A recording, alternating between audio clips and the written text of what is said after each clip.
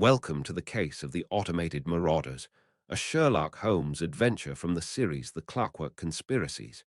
Sherlock Holmes and the Age of Innovation, playing in the year 1895. It seems these old wax cylinders, recorded in my own voice long ago and only recently unearthed, have finally seen the light of day. They chronicle some of Mr. Sherlock Holmes's most peculiar investigations during that remarkable period, the closing decades of the 19th century, a true age of innovation. London was ablaze with electricity, the very air humming with new machines, yet beneath this veneer of progress, human villainy found fresh and often terrifying expression. These accounts, forming a collection one might term the Clockwork Conspiracies, detail how Holmes navigated the marvels and perils born of science clashing with crime. Allow me now to relate the particulars of one such baffling affair, which tested Holmes's methods against the very gears of modern ingenuity.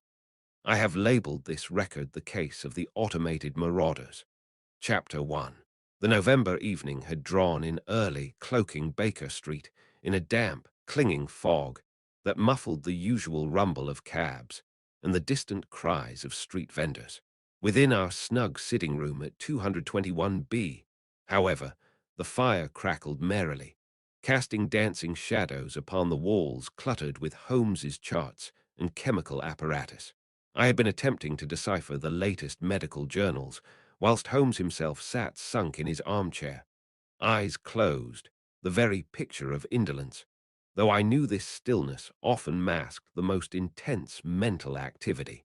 Suddenly, the sharp, decisive rap of the knocker echoed from downstairs, followed shortly by the sound of Mrs. Hudson's footsteps ascending the stairs, accompanied by a lighter, quicker tread.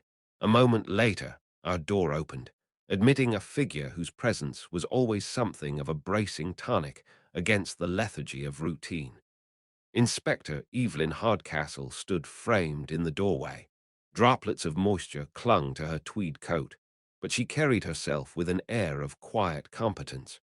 It was a demeanor that seemed impervious to both the inclement weather and the inherent prejudices she undoubtedly faced at Scotland Yard.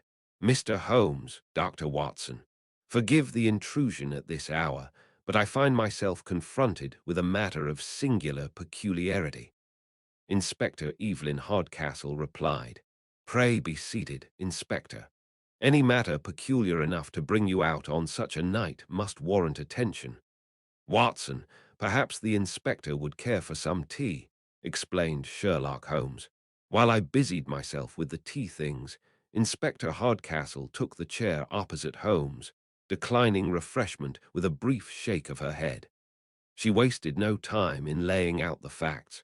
Over the past month, Mr. Holmes, 3 of London's most securely fortified vaults have been breached.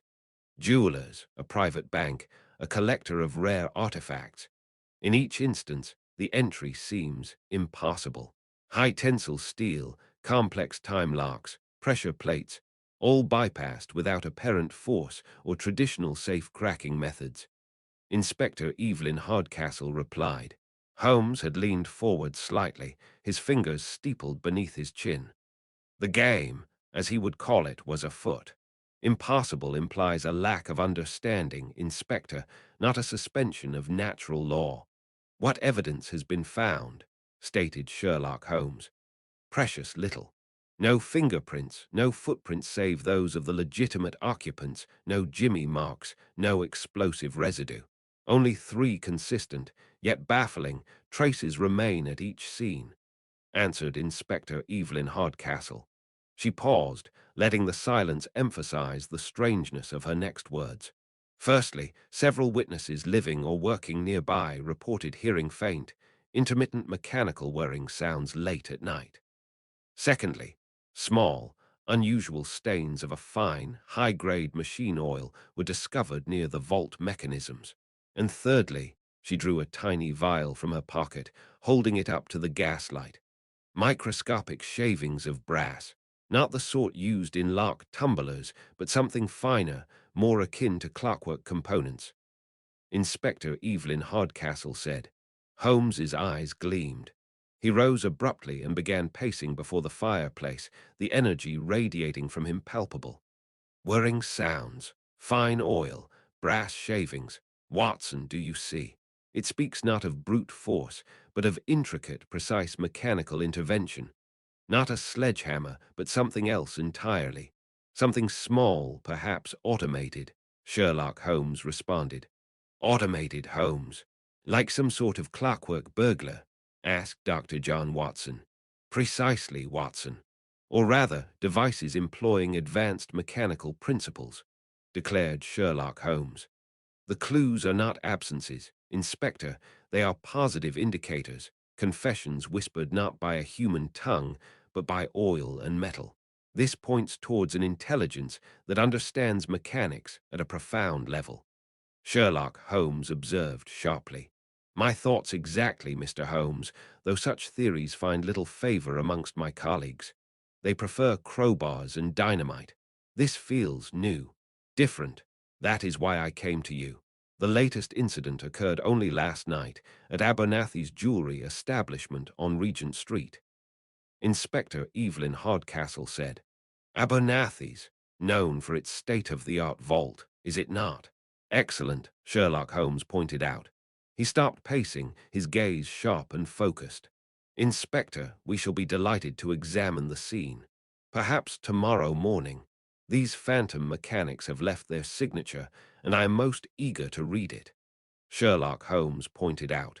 Inspector Hardcastle nodded, a measure of relief softening her features. The fog seemed to press closer against the window panes as she prepared to leave. Yet, within our rooms, the air crackled with the promise of a challenge unlike any we had faced before. The error of mere picklocks and bludgeons seemed suddenly rather quaint. The clatter of hooves and creak of wheels faded as our hansom deposited us before the imposing stone facade of Abernathy and Sons, jewelers of distinction. The usual bustle of Cheapside seemed muted, replaced by a palpable tension that hung in the air.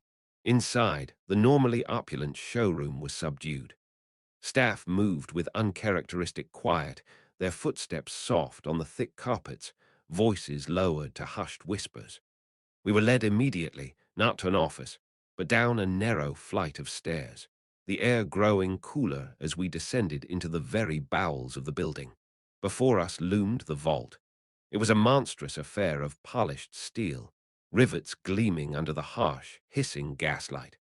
Its presence seemed to fill the cramped subterranean chamber, radiating an aura of inviolability that made the reported breach seem utterly fantastical. The air was cold, carrying the sharp tang of metal and damp stone. A low, almost imperceptible hum resonated faintly, perhaps from the ventilation, mingling with the distant echo of our own footsteps on the stone floor. A stout, balding man with waistcoat askew and face etched with worry paced before the colossus. This, evidently, was Mr. Abernathy. He wrung his hands, his breathing shallow and rapid. Mr. Holmes, Dr. Watson, thank heavens you've come. It's inexplicable. Look at it. 10 inches of layered steel chrome composite. Triple redundant chronometric locks. Seismic sensors. No force known to man could breach this door without bringing down half the street, remarked Mr. Abernathy. His voice, usually resonant with the confidence of a successful merchant, was now thin and strained, echoing slightly in the confined space. I noted the faint scuff marks on the floor and a discarded notebook nearby, signs of Inspector Hardcastle's earlier fruitless examination. Holmes, however, paid little heed to the vault's impressive facade or the official investigation's apparent dead end. He had already dropped to his knees, magnifying glass in hand, the soft click of its hinge barely audible. His hawk-like features were inches from the complex array of dials and keyholes set into the steel. Indeed, Mr. Abernathy, which is precisely why brute force was not employed. The absence of scoring, of explosive residue, of any distortion to the doorframe itself is most instructive, Sherlock Holmes said. His fingers, long and nimble, traced patterns around the primary lock mechanism. He brought his lens closer still, his own breathing momentarily suspended. The only sounds were Abernathy's agitated sighs, the faint scrape of Holmes's cuff against the metal, and the distant, muffled rumble of traffic filtering down from the street above. "Watson, your eyes are younger than mine. Do you perceive the slightest discoloration here upon the uppermost tumbler housing?" replied Sherlock Holmes. I knelt beside him, my own knees cracking softly on the cold floor, peering intently where he indicated. At first, I saw nothing but gleaming metal under the stark gaslight. Then, focusing on the spot, I discerned an area perhaps no larger than a threepenny bit. The steel there seemed fractionally less bright, bearing an almost greasy sheen, distinct from the surrounding polish. "Yes, Holmes, it appears faintly dulled, almost like an oil stain, yet without the usual viscosity," wondered Dr. John Watson. Holmes nodded, a glint of satisfaction in his eyes. He produced a small vial and a swab of cotton wool from his pocket, carefully dabbing at the area. He then brought the swab briefly towards his nose. "Not common machine oil, something finer, more volatile. And here," Sherlock Holmes said. He pointed his lens towards the minute gap between the lock cylinder and its housing. With the aid of the glass, I could just make out infinitesimal particles, like brass dust, clinging within the crevice. Brass shavings. But how?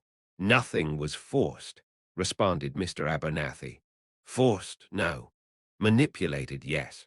Your vault, Mr. Abernathy, was not conquered by a sledgehammer, but by a watchmaker's tools wielded by microscopic agents." Inspector Hardcastle spoke of faint whirring sounds, minute traces, details easily overlooked by conventional methods. This residue, this specific lubricant, it points not to conventional burglary, but to infiltration on a scale previously unimagined, replied Sherlock Holmes. He rose, dusting his knees, his gaze sweeping the vault chamber, seeming to pierce the very steel before us. The thieves possessed tools of extraordinary sophistication and minuteness, tools capable of navigating and manipulating the most intricate mechanisms from within. The question is not how they breached this specific vault, but where such impossible devices originate. Our focus must shift, Watson, from the scene of the crime to the potential source of its instruments. He turned towards the stairs, his energy renewed, the sharp tap of his shoes replacing the previous quiet concentration. The cold, silent vault, moments before the center of the mystery, now seemed merely a consequence, a footprint left by a far more elusive quarry. The scent of strange oil and the image of microscopic brass lingered in my mind, as our footsteps echoed on the stone steps ascending towards the London streets. We left the bewildered Mr. Abernathy staring, alone in the quiet hum, at his impenetrable, yet violated, fortress. Following the curious trail of microscopic brass shavings and peculiar oil stains from the Abernathy jewel robbery, Holmes directed our hansom towards the grimier precincts of the East End. The air grew thick with coal smoke and industry as we neared our destination, Progress Works, a sprawling brick edifice. Even from the street, a relentless, rhythmic clatter and the hiss of steam emanated from within, a mechanical heartbeat pulsing through the neighborhood. Inside, a wall of sound assaulted us. Vast, gleaming machines whirred and stamped, their intricate levers and gears moving in a tireless dance beneath the flickering gaslight. Conveyor belts snaked through the cavernous space, carrying components between automated stations. Yet, amidst this marvel of engineering, pockets of humanity remained. Men with all-stained hands and weary faces tended the iron giants or performed tasks the machines had yet to master. Their movements seemed sluggish against the relentless automation, their low murmur of conversation nearly lost beneath the mechanical din. Observe, Watson, efficiency personified. Yet efficiency often breeds its own form of discontent. Note the expressions on the faces of the men who merely observe, their hands idle. Sherlock Holmes pointed out. He was right. There was a palpable tension in the air, a resentment simmering beneath the surface. As we moved deeper into the factory, ostensibly admiring the technology, Holmes paused near a pile of metallic refuse. He stooped, his keen eyes scanning the discarded scraps. Suddenly, a woman's voice, clear and carrying despite the surrounding clamor, rose nearby. Progress, or poverty for the likes of us. These machines take our bread, Mr. Harrison, and you call it advancement. We turned towards a knot of workers gathered around a foreman. At their forefront stood a woman of perhaps 30, her face etched with passion and defiance. Her hands were clenched as she stood squarely before the beleaguered foreman. This, I surmised, must be a focal point of the unrest Holmes anticipated. An eloquent speaker. Forgive the intrusion, gentlemen, madam. We are merely visitors, admiring this remarkable facility. Sherlock Holmes responded. The woman turned her sharp gaze upon Holmes, her tone laced with undisguised bitterness. Admirers, are you? Perhaps you admire the way honest labor is cast aside for gears and pistons. My name is Clara Winters, and these men are skilled craftsmen rendered obsolete, said Clara Winters. A difficult transition, undoubtedly. Such intricate machinery must require specialized knowledge, however. Not merely brawn, but a delicate touch, an understanding of fine mechanics, perhaps, declared Sherlock Holmes. He subtly directed the conversation away from general grievances towards the specific skills involved. He picked up a small, gleaming brass cog from the floor near the refuse pile, examining it closely. Delicate work, like watchmaking, some of it. Needs a steady hand and a keen eye, responded Clara Winters. Holmes pocketed the small cog almost absently. We spent some time conversing further with Mrs. Winters and several other displaced workers. Their stories were variations on a theme: pride in their former skills, anger at their redundancy, and a deep-seated suspicion of the relentless march of automation. Holmes skillfully steered the questioning, eliciting details about the type of intricate work, now automated work, involving miniature components, precise calibration, and the handling of specialized lubricants. As we finally took our leave, the rhythmic clangor of the factory fading behind us, Holmes became thoughtful. The sounds of the machinery seemed to echo the faint whirring reported at the crime scenes. Good heavens, Holmes, what a powder keg of resentment. Surely any one of them might feel driven to desperate measures, Dr. John Watson said. Perhaps, Watson, perhaps. But resentment alone does not pick sophisticated locks. It is the nature of their lost skills that interests me, the familiarity with miniaturized mechanics, the precision work. The tools may be new, but the required expertise echoes older crafts. Mrs. Winters spoke of watchmaking, this level of automation, these specific applications. It speaks of a singular, advanced mind behind the theory. Our next step must be to understand the source of this technology, Watson. We must pay a visit to the theoretician, the fountainhead from which these mechanical streams flow. Sherlock Holmes responded. He hailed a cab. The sounds of the discontented factory were replaced by the familiar clop of hooves on cobblestone, leaving the whispers of unrest behind us as we moved towards the more rarefied air of academia and invention. Our hansom's wheels clattered to a halt before a tall, narrow house in a quiet Bloomsbury Square. As we alighted, the air enveloped us, thick with the scent of dust and old paper, overlaid with a faint, sharp tang of metal and oil. From within, even through the closed door, came a low, intermittent whirring, punctuated by tiny, precise clicks, suggesting a world of intricate mechanisms operating just beyond the threshold. Holmes rapped sharply upon the oak. The door was opened not by a servant, but by a man whose distracted air and ink-stained fingers proclaimed him the master of the house.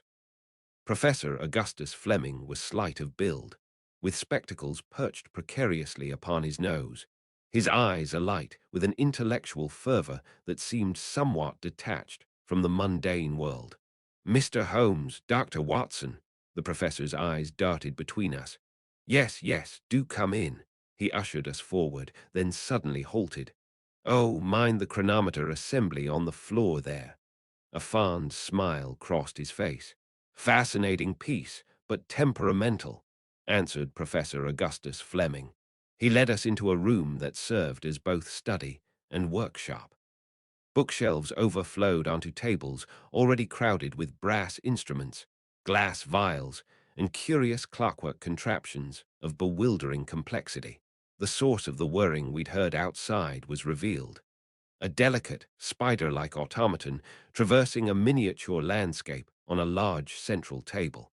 Its tiny legs moved with uncanny precision, the sound filling the room, a constant mechanical whisper. Professor, Holmes began, his tone direct yet courteous, we are investigating certain robberies which present features of unique mechanical ingenuity. Your name, renowned in the field of advanced automation, naturally came to mind, replied Sherlock Holmes. Fleming blinked, adjusting his spectacles. Robberies, good heavens. My work is purely theoretical, Mr. Holmes. Application follows discovery, of course, but my focus is the frontier of possibility, not practical mechanics in that sense, said Professor Augustus Flemming. Could you perhaps elucidate, Professor? I ventured. This, automation, it seems a world away from lock-picking, Dr. John Watson replied. He gestured towards the automaton on the table, his eyes gleaming. Think of it, Doctor, not as brute force, but as intricate manipulation on a miniature scale. Imagine the precision of a watchmaker, but automated.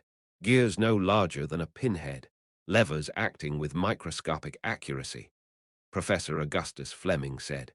As if on cue, the small machine paused, adjusted a tiny component on its landscape with a faint click, and then resumed its steady whirring traverse.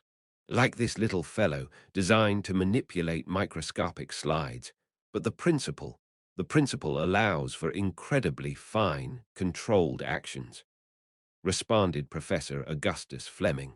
He picked up a small, intricate brass cube, turning it over in his hands. Inside, tiny cogs meshed silently. The level of craftsmanship was astounding. The potential is enormous. Miniaturized devices for surgery, for manufacturing. Imagine, he exclaimed with passion. Holmes leaned forward slightly, his gaze sharp. And are the principles, the designs, widely known? Have you published your findings? Sherlock Holmes noted. Fleming beamed. But of course, in the Journal of Applied Mechanics, the Transactions of the Royal Society, knowledge must be shared, Mr. Holmes. That is the engine of progress, responded Professor Augustus Flemming. He tapped a finger excitedly on a stack of journals resting precariously close to the edge of a cluttered table. My theoretical frameworks, the gear ratios, power sources, it's all there for study, replied Professor Augustus Flemming. And the ethical considerations, Professor, Holmes pressed gently. The potential for misuse by less scrupulous individuals, declared Sherlock Holmes. Fleming paused, polishing his spectacles thoughtfully for a moment. Misuse. A troubling thought, Mr. Holmes, a troubling thought indeed. But the sheer intricacy, the specialized knowledge required, it seems a remote possibility. My designs are complex, intended for precision, not brute force. He gestured again to the delicate automaton. Professor Augustus Flemming answered. Yet, Professor, history teaches us that complexity is often merely a challenge to the determined, not an insurmountable barrier. When knowledge is shared freely, as you rightly advocate, can we truly control who learns its lessons, or to what end they apply them? Imagine such precision turn not to healing, but to bypassing the most intricate locks devised by man. Sherlock Holmes said. A shadow seemed to pass over Holmes's face as he spoke, a stark contrast to the professor's almost childlike enthusiasm. The whirring of the small machine on the table suddenly sounded less like progress and more like a potential threat, its delicate movements hinting at an unnerving capability. Fleming frowned, clearly uncomfortable with this line of reasoning. He fiddled with a small brass gear on his desk. Larks. But why? The applications for good are so vast. Medicine, manufacturing. Surely no one would divert such potential towards mere criminality. It would be a profound waste, a perversion. My work, Mr. Holmes, is intended for the betterment of mankind.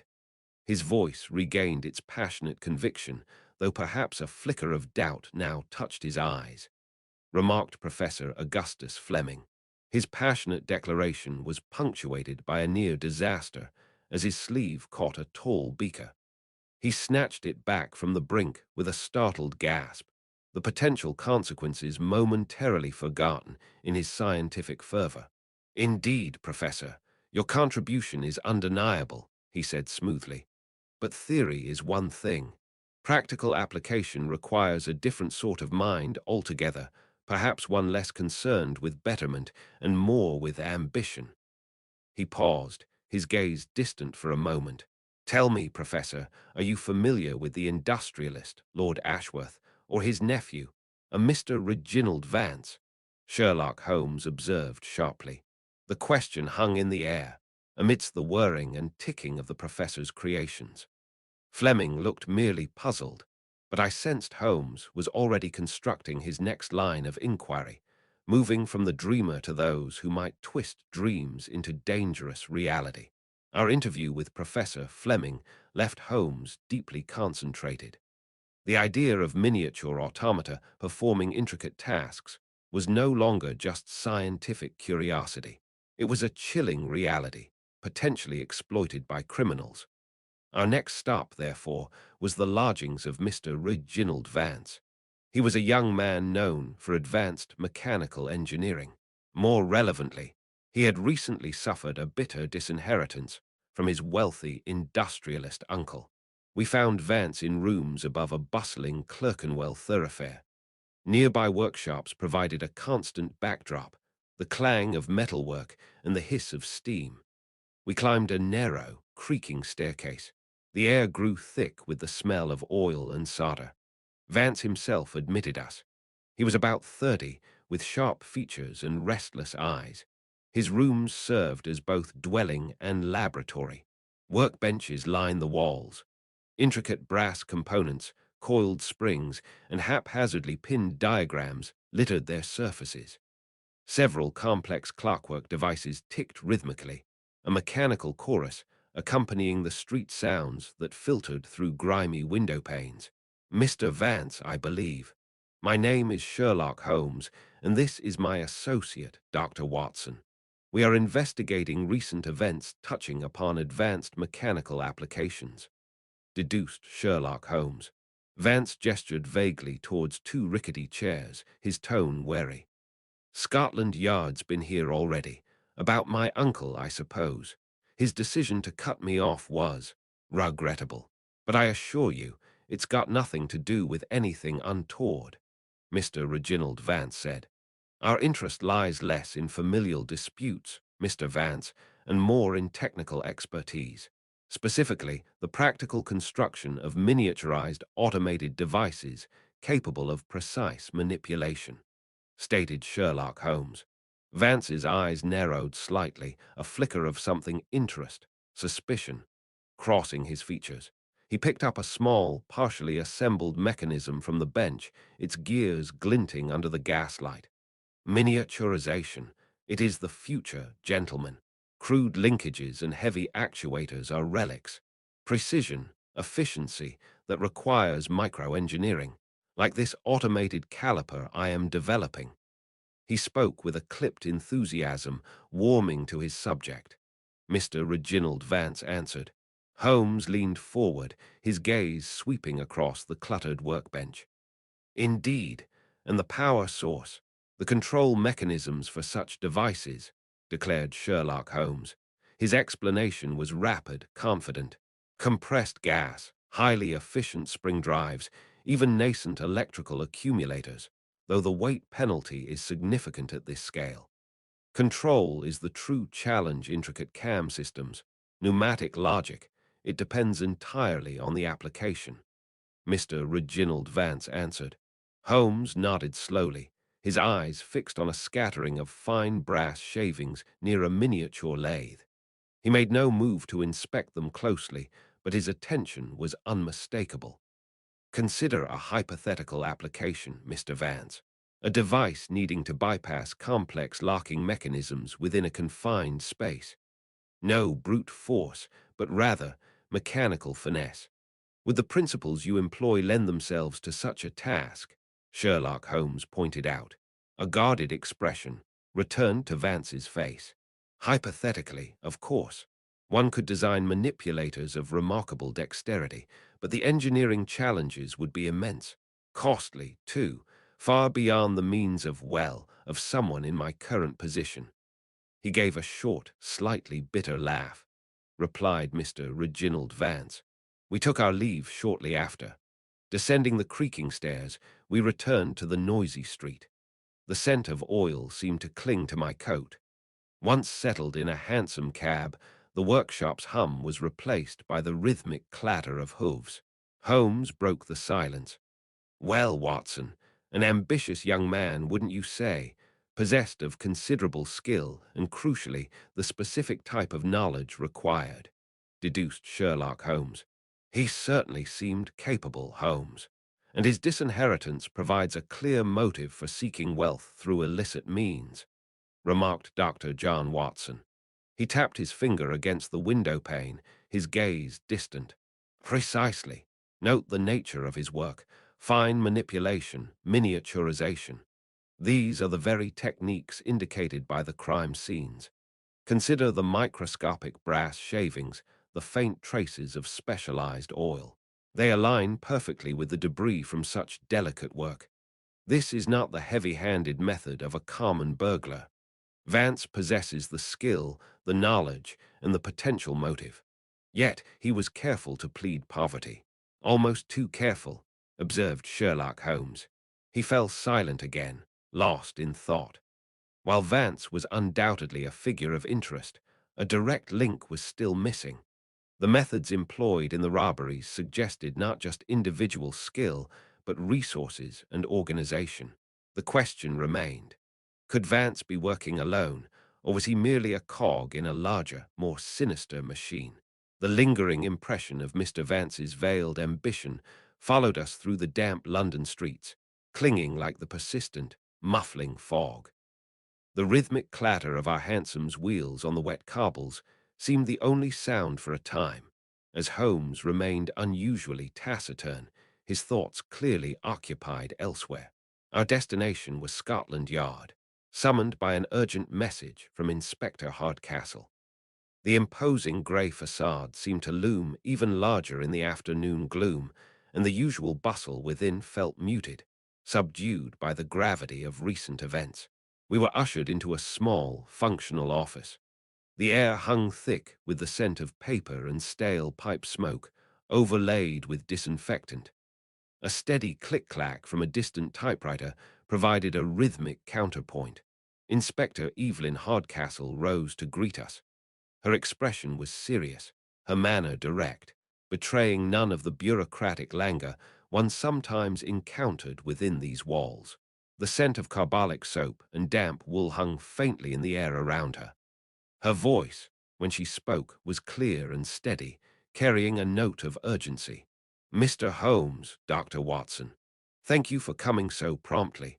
I believe I have intelligence that may bear significantly upon your current investigation, answered Inspector Evelyn Hardcastle. Indeed, Inspector. Holmes leaned forward, his voice sharp with interest. Pray enlighten us, deduced Sherlock Holmes.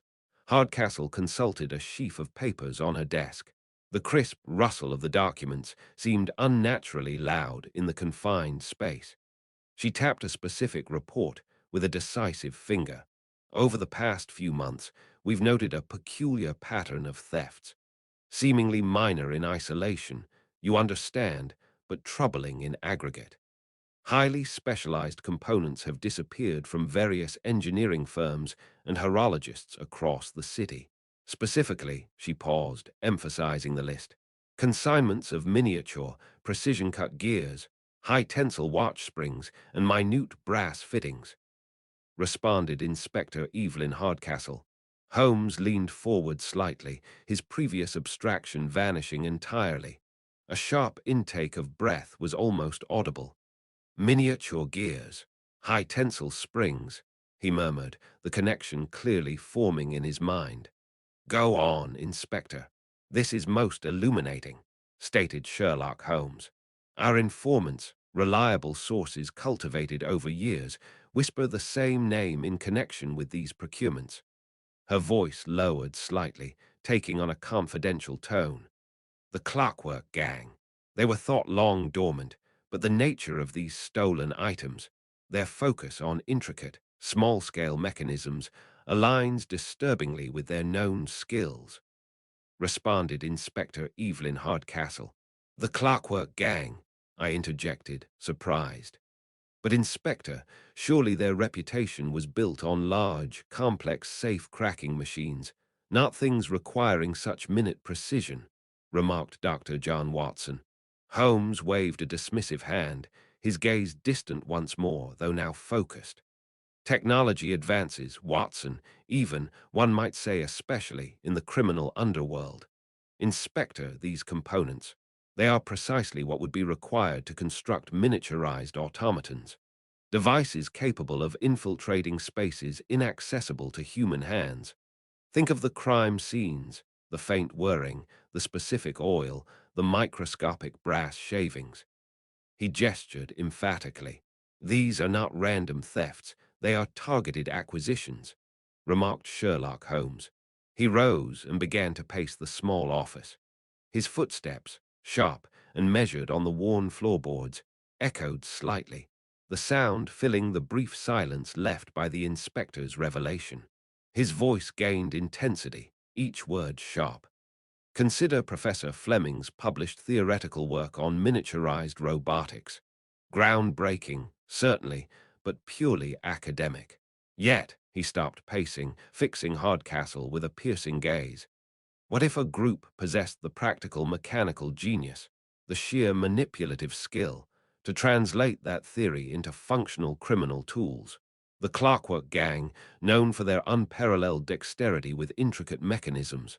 It fits, Inspector. He tapped his temple lightly. It fits perfectly. They are stealing the exact materials needed to weaponize Fleming's concepts, declared Sherlock Holmes.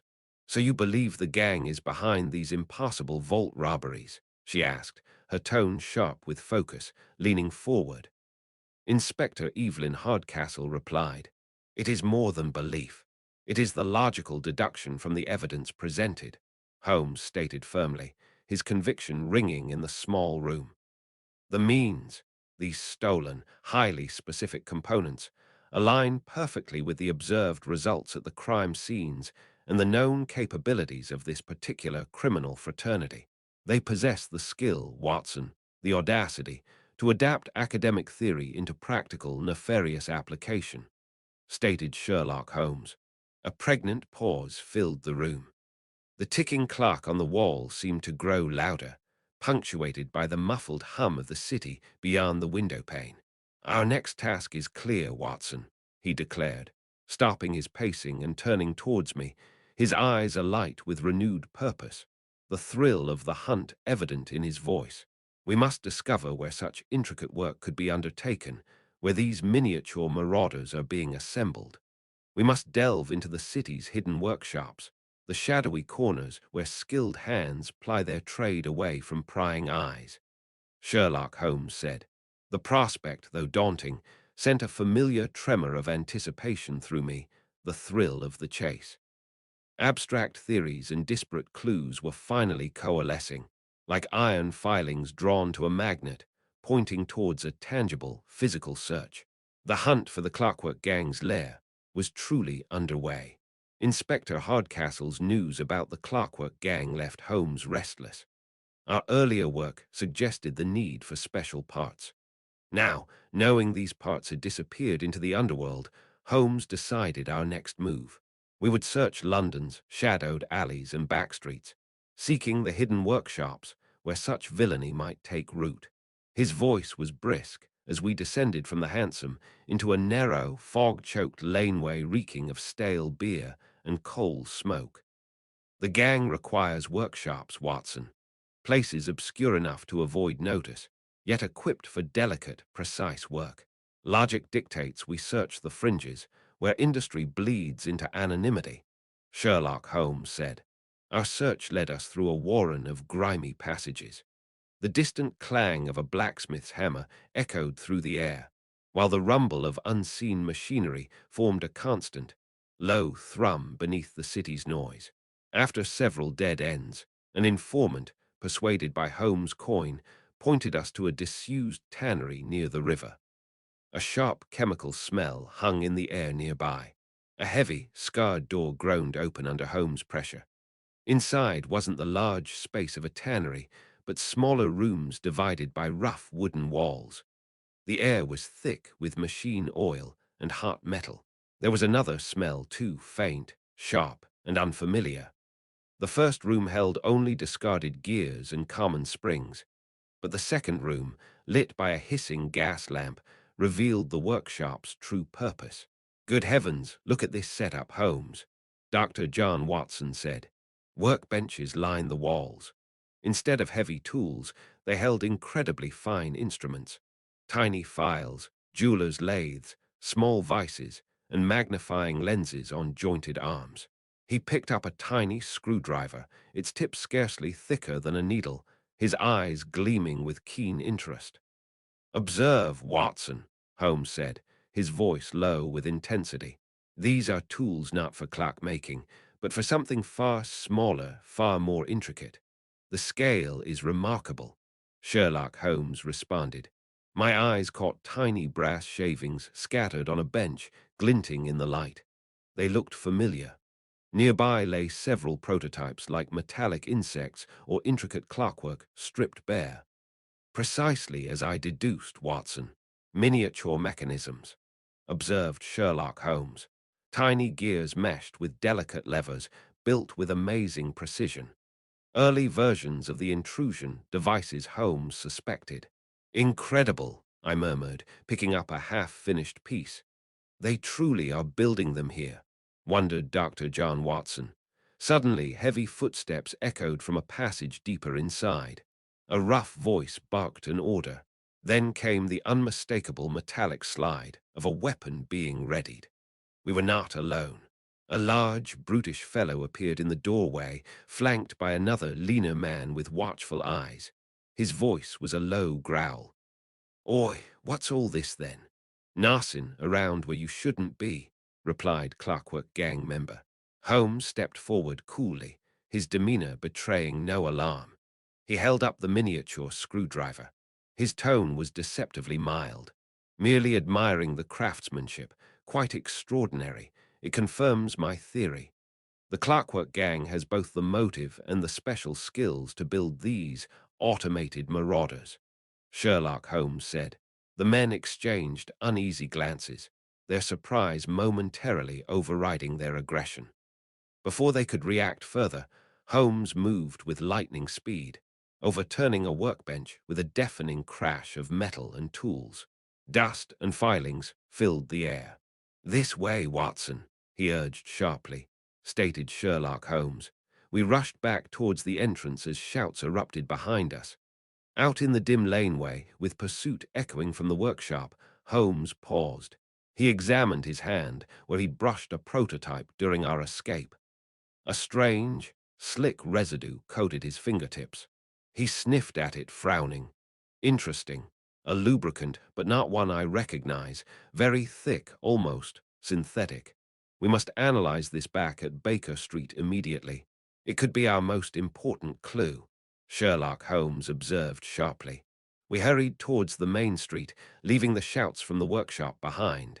The mystery deepened, but this new clue held promise.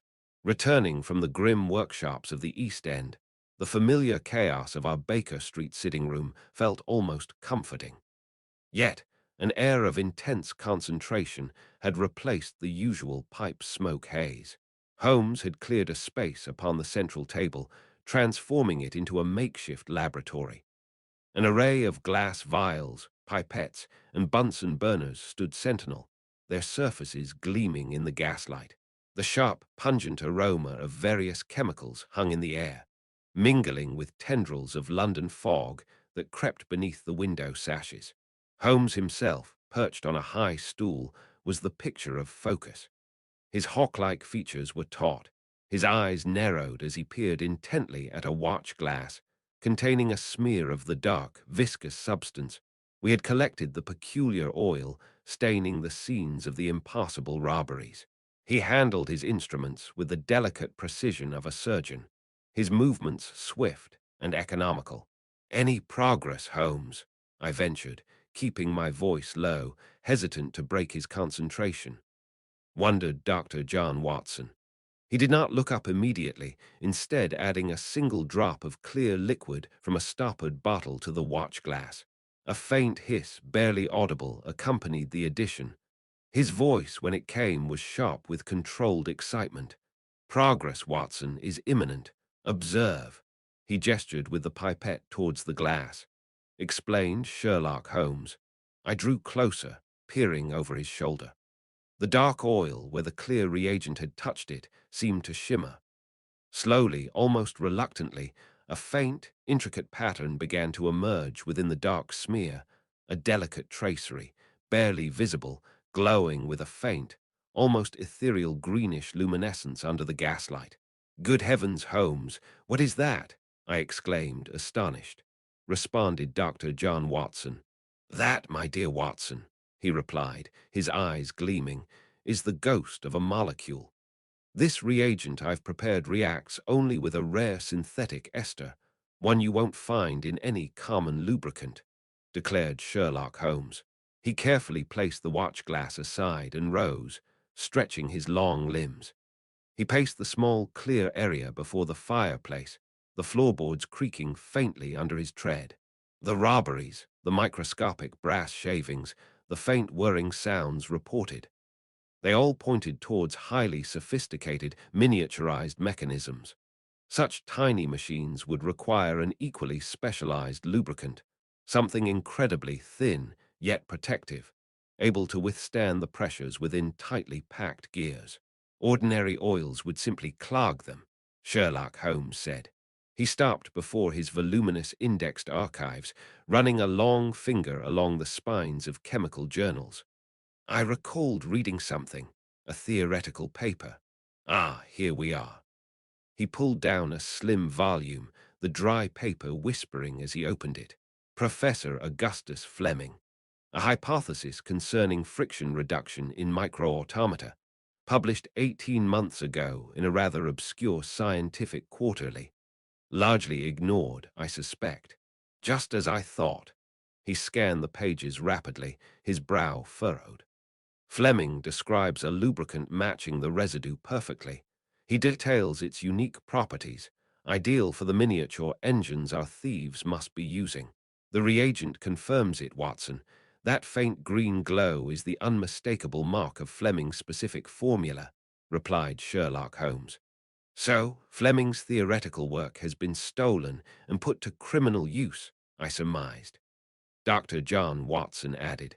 His tone was decisive. Precisely. The Clockwork Gang didn't just copy his ideas, they manufactured his specialized lubricant. This compound is not merely a clue, it is a direct link. Its unique nature means it must be produced in a single, dedicated facility. He closed the journal with a quiet snap. Sherlock Holmes responded. He turned to face me, his expression keen, the thrill of the chase alight in his eyes. The chemical fumes seemed less noticeable now, replaced by the sharp scent of imminent discovery. "Our next task is clear, Watson. We must locate the source of this lubricant.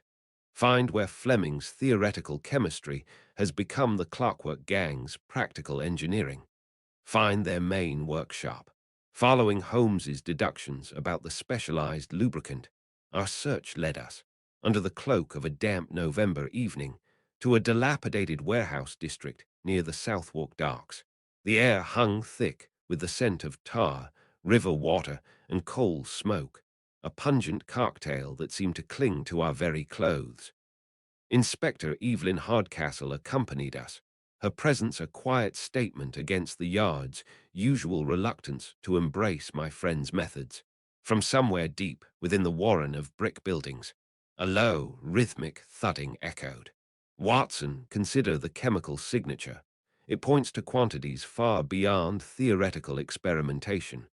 No, this suggests a base of operations, a place of manufacture. And mark this, such specialized lubricants are rarely far from where they're used, remarked Sherlock Holmes. He indicated a narrow, grimy side door, almost invisible against the soot-stained brickwork. The lock, surprisingly, yielded with minimal effort to one of Holmes's slender instruments. Only a faint metallic scrape protested as the door swung inwards on protesting hinges, revealing a flight of narrow, descending stairs. Her tone was crisp, professional, yet held an undercurrent of anticipation. "Steady on, gentlemen. No telling what we'll find down there," Inspector Evelyn Hardcastle replied. Descending into the subterranean space, we found the air growing heavy with the sharp tang of machine oil and heated metal. The rhythmic thudding intensified, becoming the distinct sound of some manner of small, precise engine or press. We entered a chamber that was a revelation, a clandestine workshop, brilliantly lit by several hissing gas lamps. Benches lined the walls, cluttered with an extraordinary array of tools, miniature lathes, vices, gear-cutting instruments of exquisite fineness, and everywhere the glint of brass shavings and steel filings. "Good heavens, Holmes," I breathed, taking in the scene. "What manner of place is this?" responded Dr. John Watson. Holmes did not answer immediately.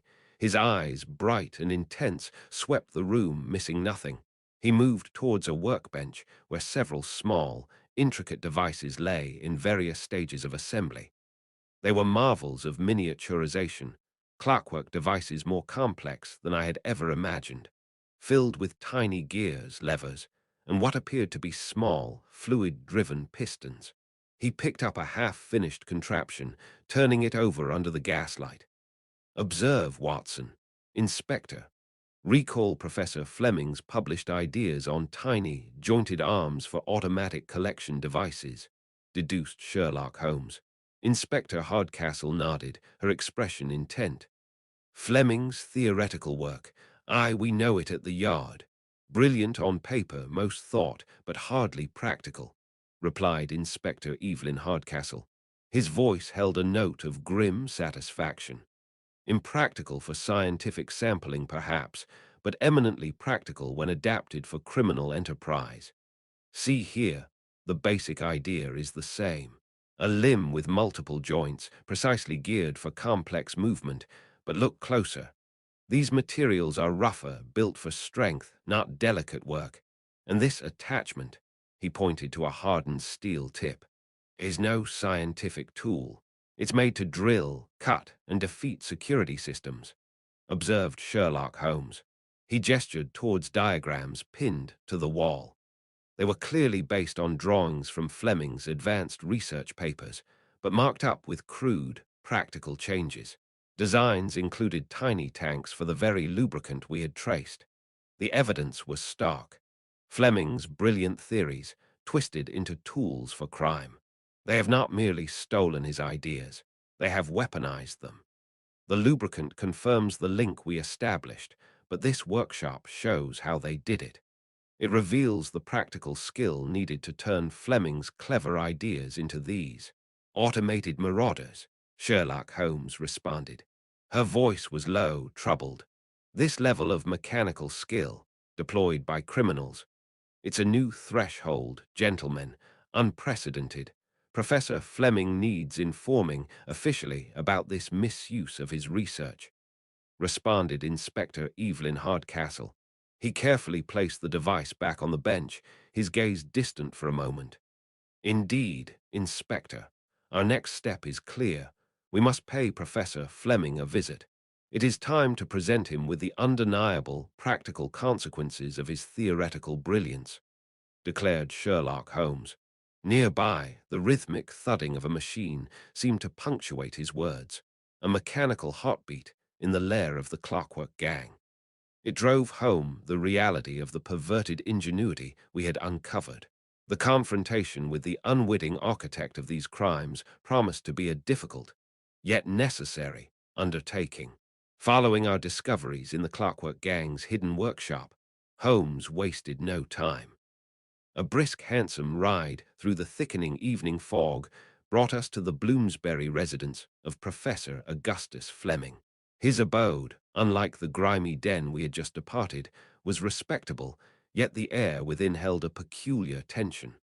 We were shown into a study crammed with books, scientific apparatus, and the faint, sharp scent of ozone and machine oil. A complex brass mechanism on a nearby table ticked with metronomic precision, the only sound besides the distant clatter of hooves on wet pavement filtering through the heavy curtains. Mr. Holmes, Dr. Watson, to what do I owe this unexpected visit? Inspector Hardcastle mentioned your interest, but Professor Augustus Flemming answered. Professor, we come concerning the practical application of theoretical principles, specifically yours, Sherlock Holmes noted. He produced from his pocket a small vial containing a viscous, dark lubricant, placing it carefully upon a cleared space on the desk beside the ticking machine.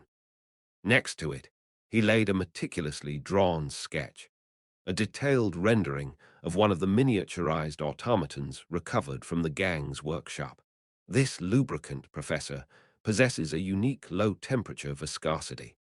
It matches, quite precisely, a formula you described in Addendum VII of your monograph, Miniaturized Clockwork Dynamics. And this device, while crudely executed in parts, employs your patented escapement mechanism, adapted for, shall we say, invasive purposes, deduced Sherlock Holmes. Professor Flemming stared, his face draining of color. He picked up the sketch, his hand trembling almost imperceptibly. The ticking of the nearby machine seemed to grow louder in the sudden, heavy silence. My designs. But how? They are theoretical frameworks, published openly for academic discourse. This lubricant, a minor footnote on friction reduction in extreme conditions, Professor Augustus Flemming answered. Precisely, published openly. Tell me, Professor, over the past year or two, have you received correspondence? Inquiries, perhaps, from supposed students, foreign researchers, or industrial engineers, seeking clarification on specific technical points within your published works, stated Sherlock Holmes. Flemming looked utterly stunned, collapsing back into his chair as if his legs could no longer support him. The gaslight above flickered, casting dancing shadows across his distraught features.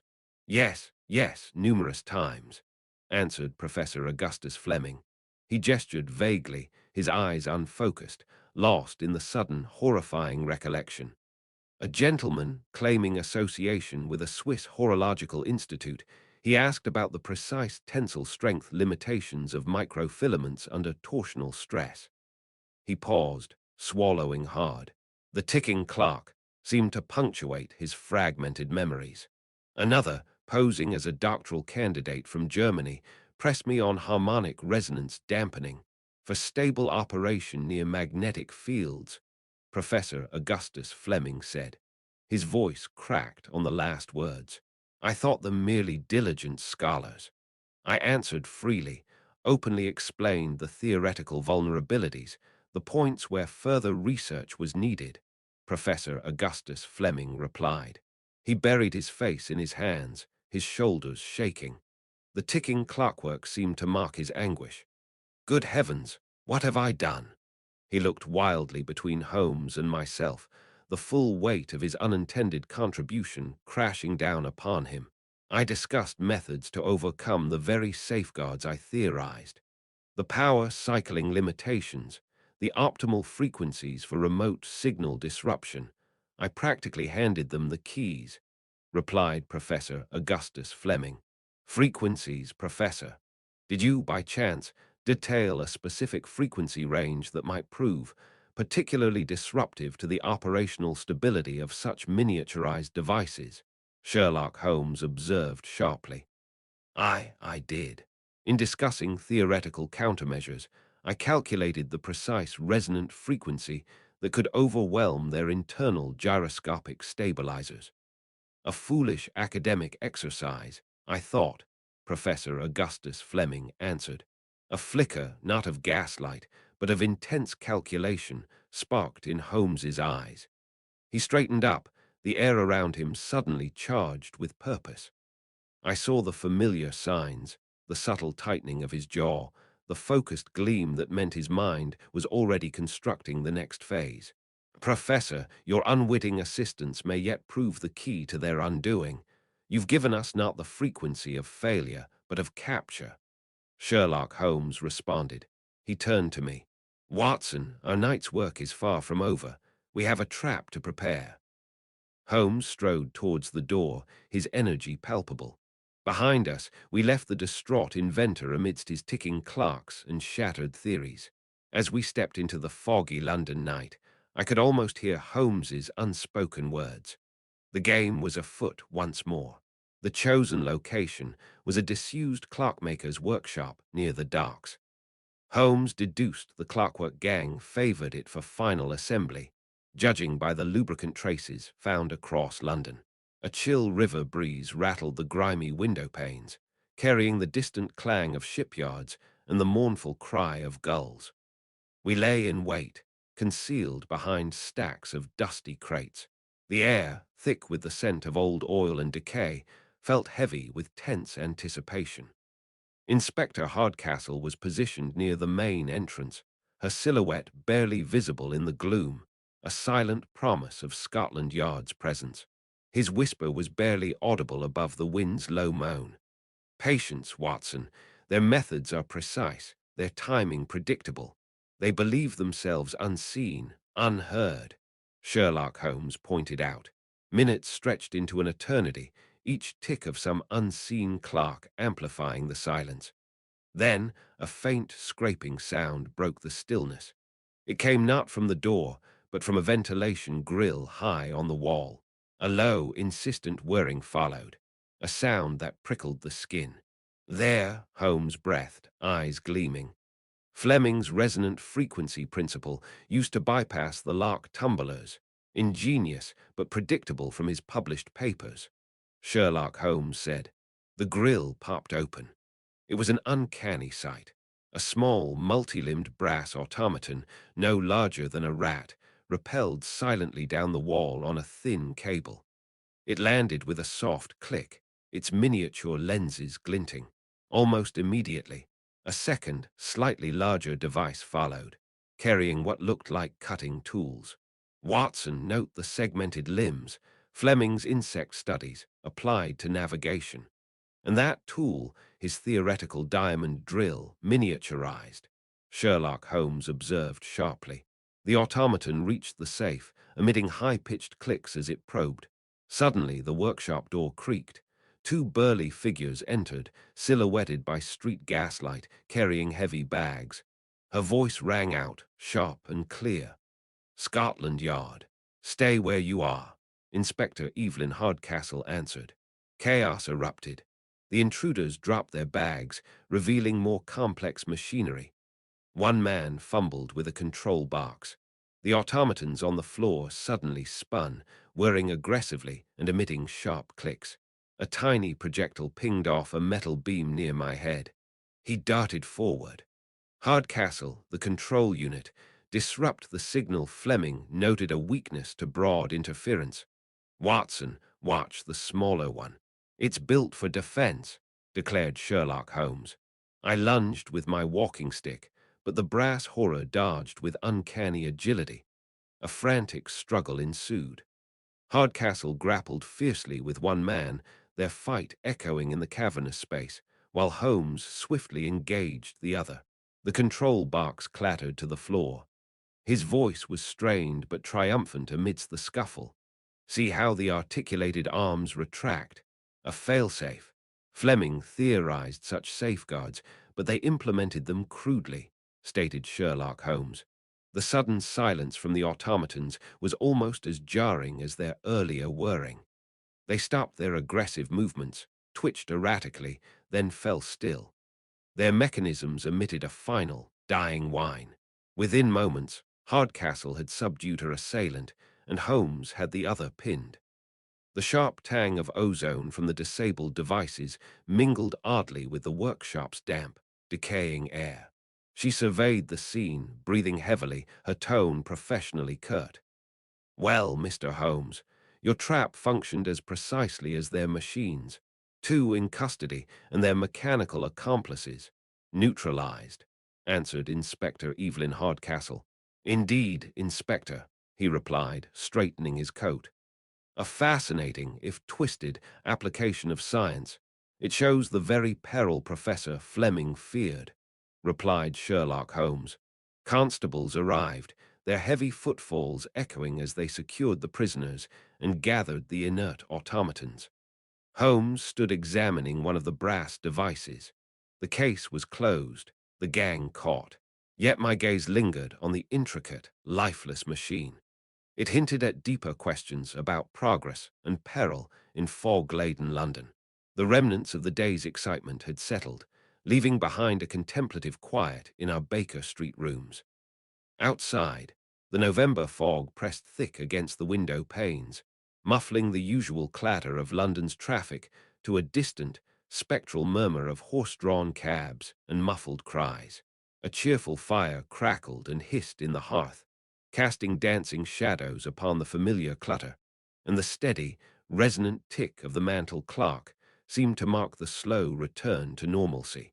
Inspector Hardcastle, having shed her official duties for the evening, sat opposite Holmes, a cup of tea warming her hands, the faint scent of bergamot mingling with the pipe's smoke. Her voice, clear and steady, broke the silence. "A most satisfactory conclusion, Mr. Holmes. Scotland Yard owes you a considerable debt. The Clockwork Gang is dismantled, and their unique instruments are secured," Inspector Evelyn Hardcastle replied.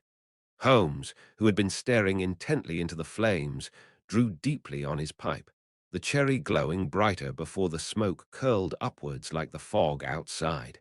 "Satisfactory, perhaps, Inspector," stated Sherlock Holmes. Holmes paused, his brow furrowing. Yet profoundly unsettling, the ingenuity displayed was remarkable, twisted though its purpose became. It highlights a troubling paradox. "The paradox of progress, Holmes," I ventured, leaning forward. Dr. John Watson inquired. "Precisely, Watson. Consider Professor Flemming, a brilliant mind pushing the boundaries of mechanical science," observed Sherlock Holmes. He gestured with his pipe stem towards a stack of journals on the side table, the movement precise. "His papers, published openly for the advancement of knowledge, detailed the very principles that enabled these crimes. Miniaturized clockwork, intricate gearing capable of mimicking intrusive actions.